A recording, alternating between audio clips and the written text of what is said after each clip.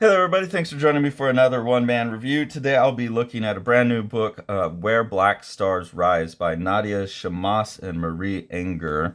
This is out from Nightfire, a Tom Doherty Associates book, which seems to be a subsidiary of Macmillan Publishing. So, not any comics company I've ever heard of, but obviously attached to pretty large publishing company.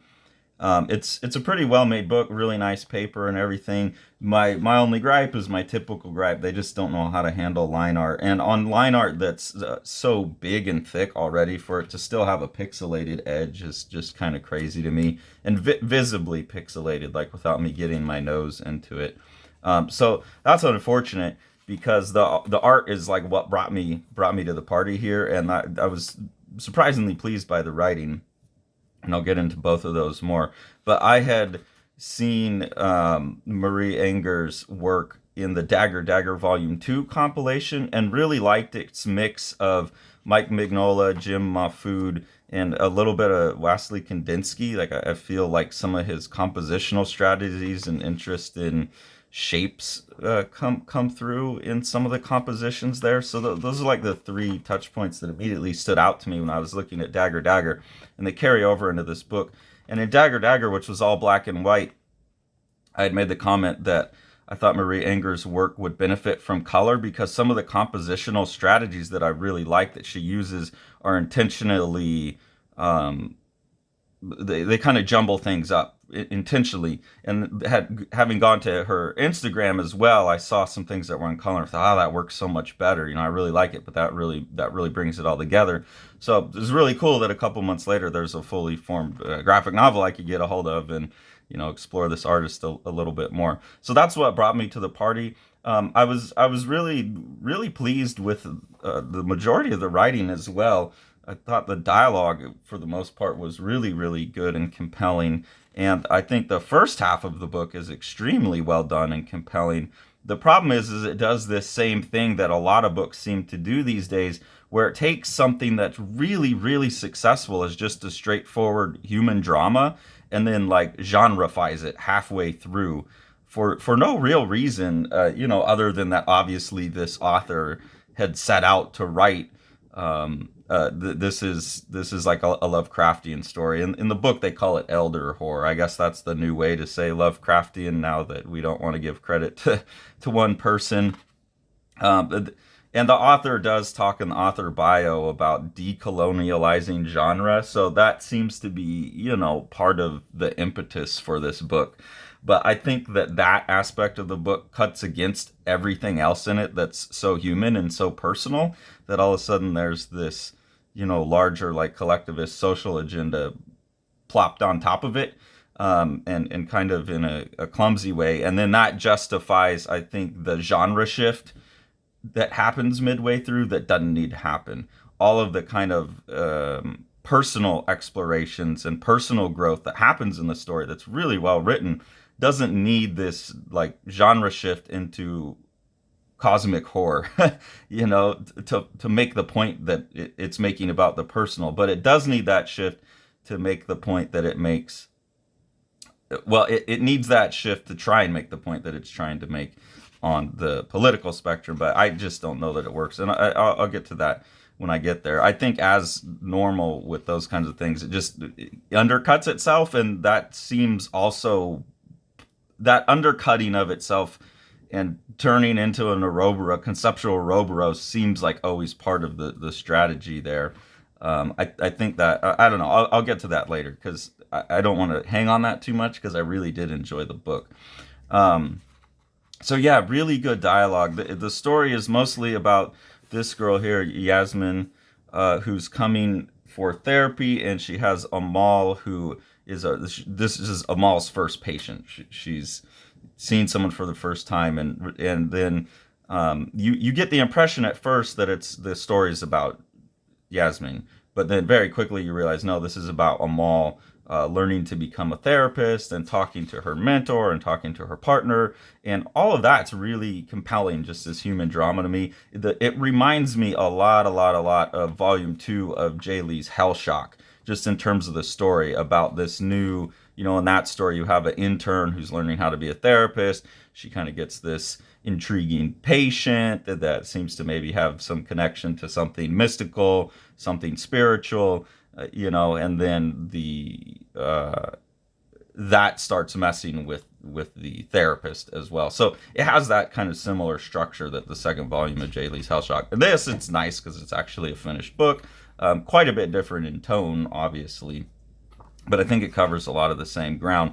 And like with Hellshock, you kind of, at least me, I kind of wish it just stayed away from all of the other stuff. The psychological aspect of it is really compelling. And as I keep saying, I really like a lot of dialogue. I don't think there was any particular piece of dialogue that stood out, but it just didn't feel stock. It felt like people really talking for the first half of the book. I'll comment on that in the second half.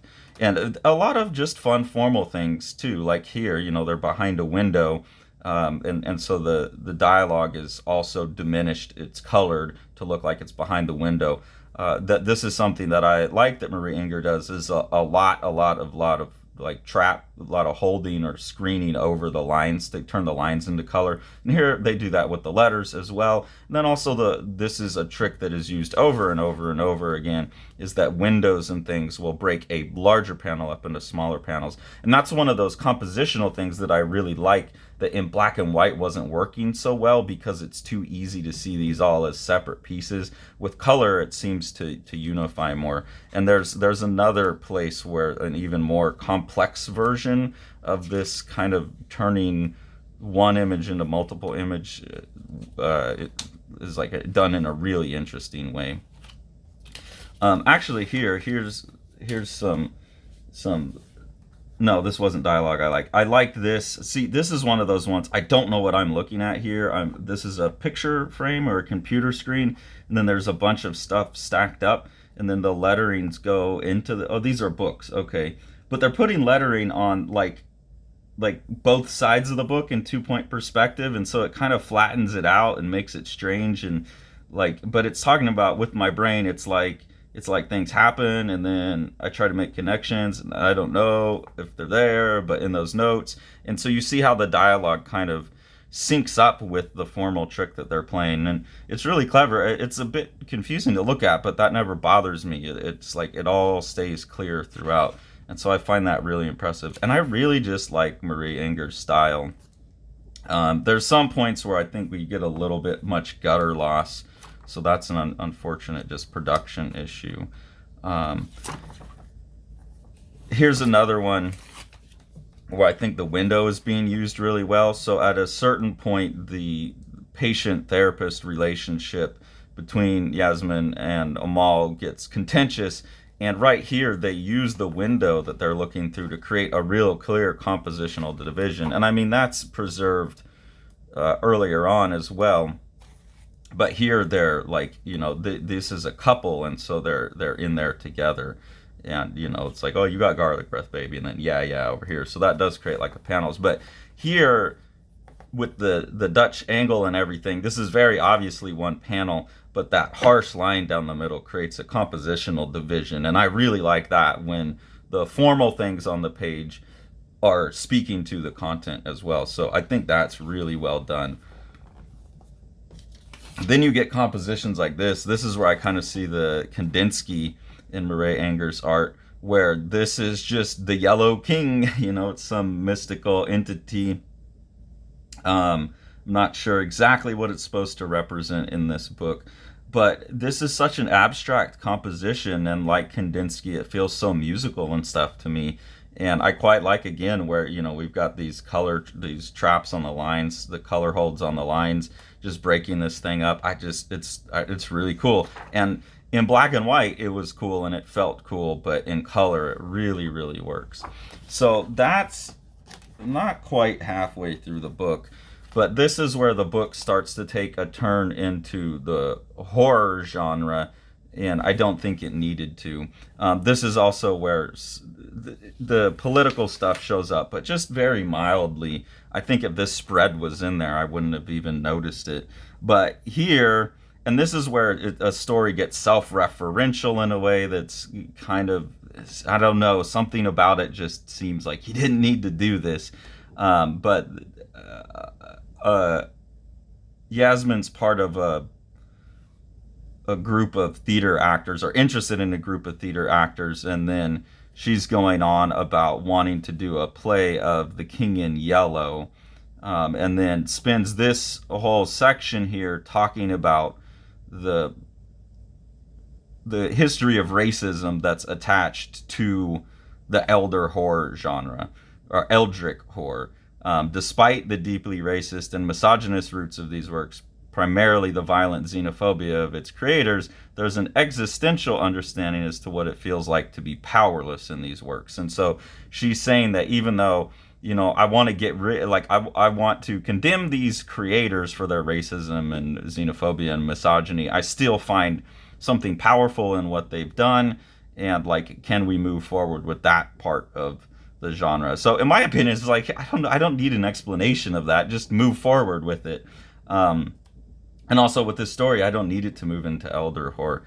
But she is trying to talk about, like, some of these characters' problems come from being in underrepresented communities, struggling against a system where they have systemic issues against them, where they feel unseen and unheard. And the author, both the character writing this, Yasmin, and obviously the author, Nadia Shammas, finds that to be a good representation of the plight that they've struggled against. So there's this big, gigantic system that's bigger than them that they're struggling against. I just think that's kind of funny, because to me, the elder horror Lovecraftian stuff has always been like, look, the world is inherently chaotic, like, and those elder gods represent the dangerous chaos of, like, the primordial data of being, and that if you strip off being and you see it uninterpreted, then you see the elder gods, and that's terrifying. And so the answer to that is, like, have meaning, have society, have rules, and all that stuff. So it's a bit, have systems, have structures. So I just don't quite buy that interpretation of what the elder horror genre is, and the eldritch horror, and then it feels like they're kind of twisting it to their interpretation. But again, that's just my interpretation of what those authors were responding to, is these things seem so chaotic that you want to have some social system in place. Here it's like downgrading it to, like, the social system is so scary, such a big monster, that we need to protect the individuals in it. So I think it's just a scale shift there. As we move into the later part of the book, Amal becomes the main character.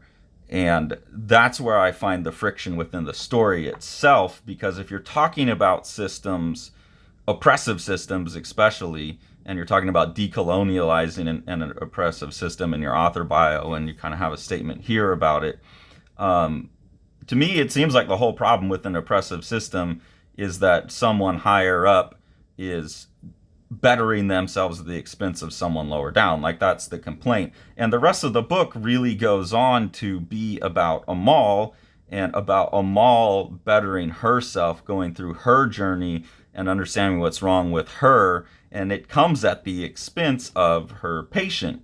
And she realizes where she's done her patient dirty. But by the end of the book, it still doesn't seem to have done much for the patient.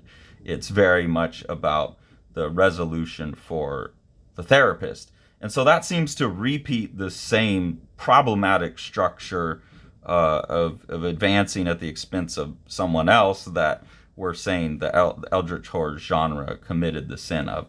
So that's where I see it becomes an Ouroboros. It just kind of starts to eat its own tail. It's like, well, I'm going to say that this is problematic, but then I'm going to go ahead and do the same thing at a smaller scale. And I don't know if that's intended to highlight, like, let me show you this whole thing at a smaller scale, or if it's just kind of like a conceptual misstep with the, and when I say writing, I mean the structure of the story, because again, the dialogue and the general flow of it, I really like.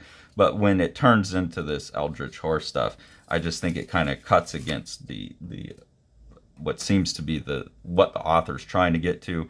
And it moves into also, and this may be intentional, or at least I thought it was effective, I felt like when we moved into this eldritch horror world, that the dialogue started getting more stock feeling. which makes sense if you're writing a story that's about taking something very personal and then at some point shifting it into genre. That as you move into genre, all of a sudden things get more stock. And that's not to say that there's not more interesting, deep kind of bits of dialogue throughout the later parts of the book, but I just got the sense that, yeah, I wasn't listening to people so much as I was as just like general expressions of general ideas. So that kind of worked for me, even though and I want to give the author the benefit of the doubt that that's intentional, because it works for the story. Even if it wasn't intentional, it's like whatever, it worked. In the art, though, man, there's some really cool stuff going on here, compositional stuff. So in this page, when we actually move into like the Eldritch horror world, we've moved on to the other side. I really love that Maria Enger is completely making me dizzy through the compositions. So what I'm talking about is there's a lot of things that are tangent across panels. So like here you have the fruit that's obviously like connected, or here you have the branch that moves up through here and the fruit being connected, and the branch that moves here, and then those three fruits are connected, and then here you have whatever this is, a branch and hair on this bird kind of connecting with a fruit behind it, and those all cross panel borders, and so it makes this seem like one composition, but then you're also like, this one, should be flipped this way, and there's no way anything from this view should line up with the same scene seen from a different angle and like turned at 90 degree. Then this is like seen from up in the tree down. And so you get this real topsy-turvy thing.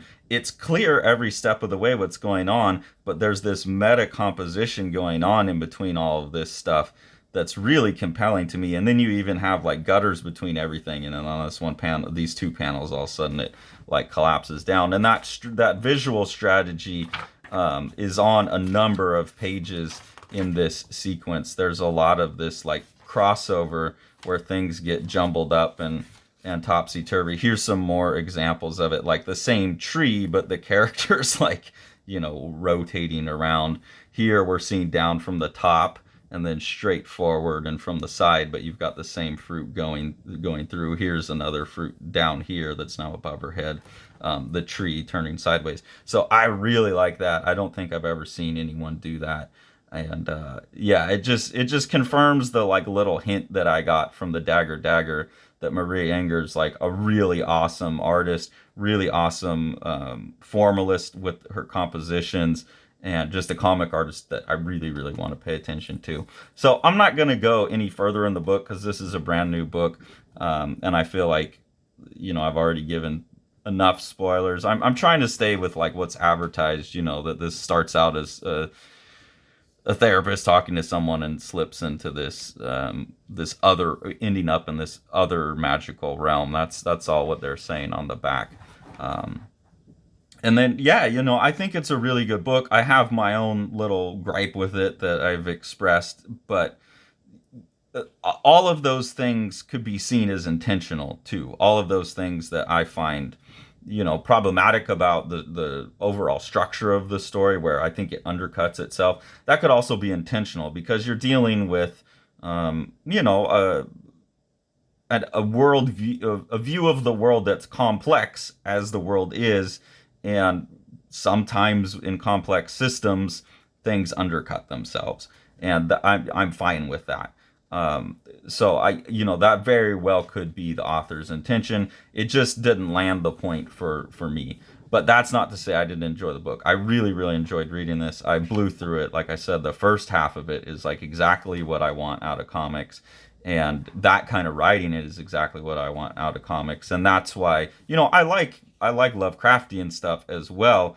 It's just I don't want to get sucked into like a just down to earth drama and have it turn that way all of a sudden.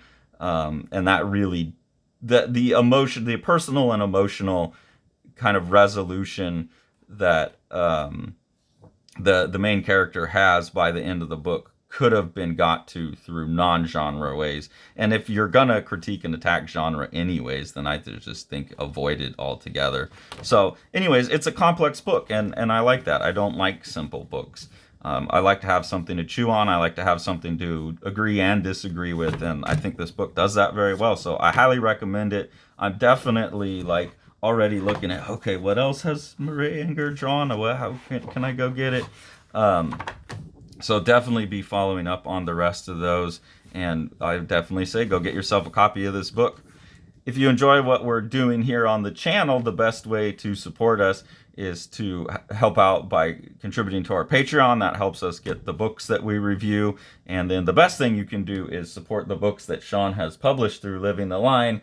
And as I record this today on Wednesday, October 19th, The Abolition of Man, the world's very first entirely AI illustrated comic, has hit shops. It's on shelves. I've seen pictures of it in the wild. It's on really nice heavy paper that Sean put it on.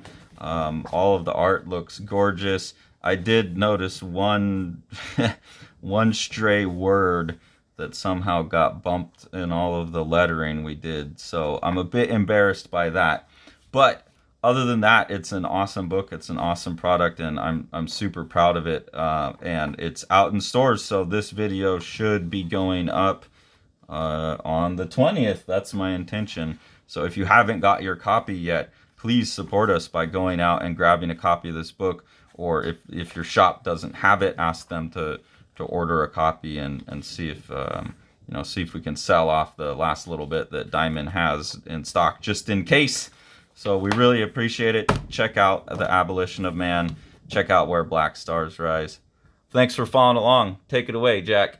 You want to see all these books? Smash that subscribe button and the like button and the bell, and then you get them.